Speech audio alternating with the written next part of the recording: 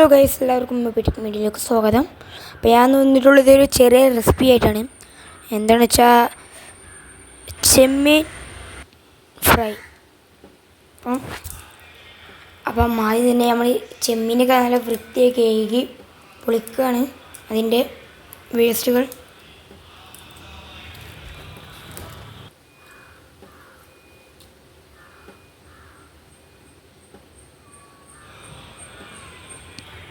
അപ്പോൾ നമ്മൾ നല്ലൊരു ബൗളിലേക്കാക്കി അത് നല്ല രീതിയിൽ കഴുകുന്നുണ്ട്.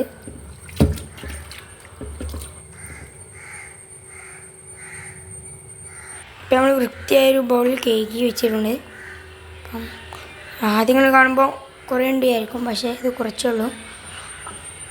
നമ്മൾ നല്ല രീതിയിലാക്കി നമുക്ക് ഇൻഗ്രീഡിയൻസ് ഇടാം. ഉപ്പ്, എന്താ മുളക് പൊടിയോ മഞ്ഞൾപ്പൊടിയോ?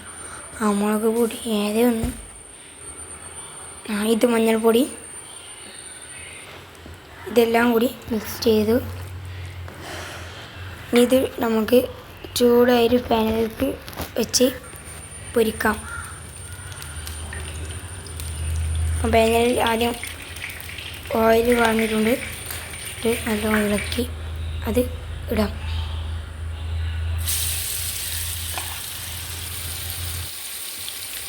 അപ്പം നല്ല രീതിയിൽ സൗണ്ടൊക്കെ വരുന്നുണ്ട്.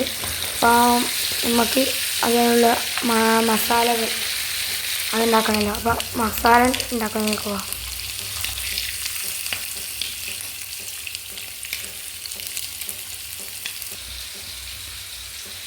അപ്പോൾ വേറെ ചട്ടി എണ്ണ പാർന്ന് പിന്നെ അതിലേക്ക് ആകുമ്പോൾ വെല്ലുള്ളി കുഞ്ഞു കഷ്ണമൊക്കെയായിരുന്നു.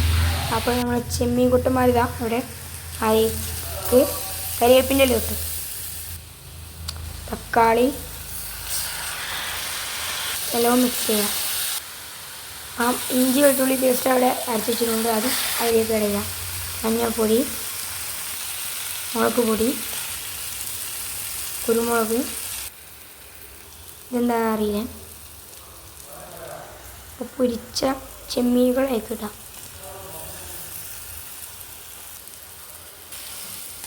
അപ്പം എല്ലാം മിക്സ് ചെയ്യാം.